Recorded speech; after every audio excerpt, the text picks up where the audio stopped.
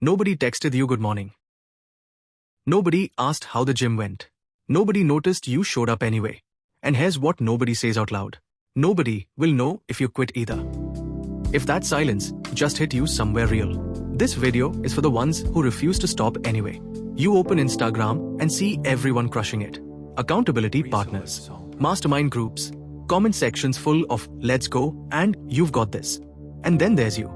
No one checking your habit tracker. No one asking if you hit your targets. You tell yourself you'll start fresh Monday. But Monday comes, and the only voice in your head is that one. Who's even going to know if you quit? Here's the part that stings. Nobody will know if you skip the workout. Nobody will know if you abandon the project. Nobody will know if you spend another year exactly where you are right now. And that silence, that question, that's not laziness. That's the real enemy. Here's what nobody tells you about motivation. Waiting for someone to push you isn't a bad strategy. It's just the wrong one. Think about a car engine. It doesn't run on the feeling of wanting to drive somewhere. It runs on fuel, a system. The feeling gets you to the car. The engine is what actually moves you. Most people are sitting in the driver's seat, waiting to feel like driving, and wondering why they're not moving. Goggins once said the most dangerous phrase in self-improvement isn't "I can't." It's "I don't feel like it." Because you can argue with ability. You can't argue with a feeling. You can only build something that makes the feeling irrelevant. That's what we're building today. Not motivation. Something better. I call it the sovereign loop. A closed system where you become your own witness, your own architect, and your own reason. Not because you're special. Because you decided that silence isn't a signal to stop. It's a signal to build louder. 4 shifts. Not tips. Shifts. Because tips, you forget. Shifts change the game.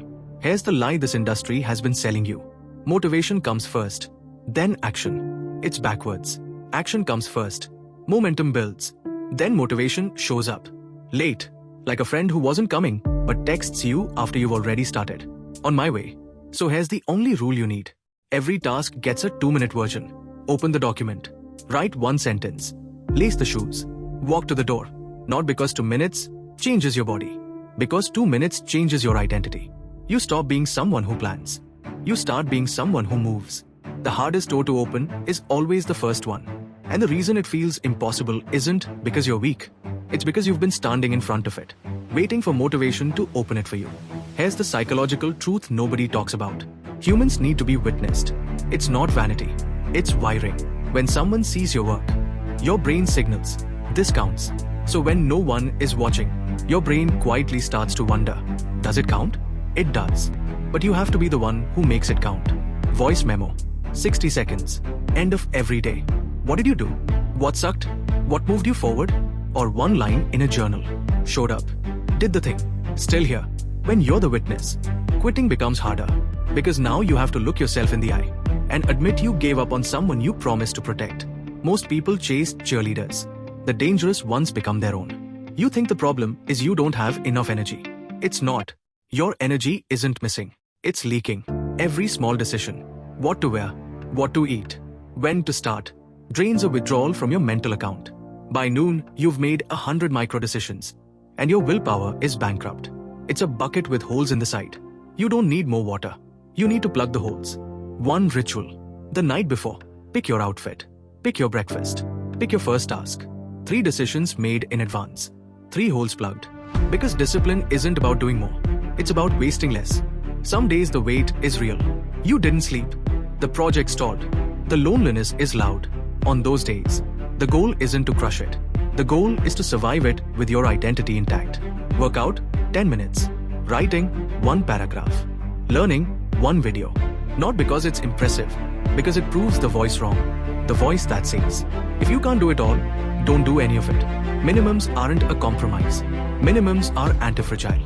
They get stronger through the hard days. Your sovereign loop doesn't need to roar every day. Some days it just needs to idle. That still counts. Perfection is fragile. Minimums are indestructible. Think back to where we started. Nobody texted you good morning. Nobody checked your progress. Nobody came. And you built a system anyway. Tracked your own wins. Plugged the holes. Showed up at 20% on the hard days. And didn't apologize for it. Do you understand how rare that is? Not the discipline, not the grind, the choosing to continue, quietly, privately, without anyone watching. That is the rarest thing in self-improvement. Anyone can show up when the crowd is cheering. Almost no one shows up for themselves in an empty room. The people who actually change their lives aren't always the most talented, aren't always the loudest or the most supported. They're the ones who learned, slowly, sometimes painfully, to be their own witness, their own structure, their own reason. That's not loneliness, that's sovereignty. Because when you finally get where you're going, and you will, you'll know it was yours. Not built on borrowed motivation, not built on someone else's belief in you. Built in the quiet, in the silence, in the rooms where nobody clapped. That version of you is already in progress. If this hit differently, if you're watching this because you've been doing this alone, and you needed to hear it wasn't a problem, subscribe. You're not alone in doing this alone. Show up anyway.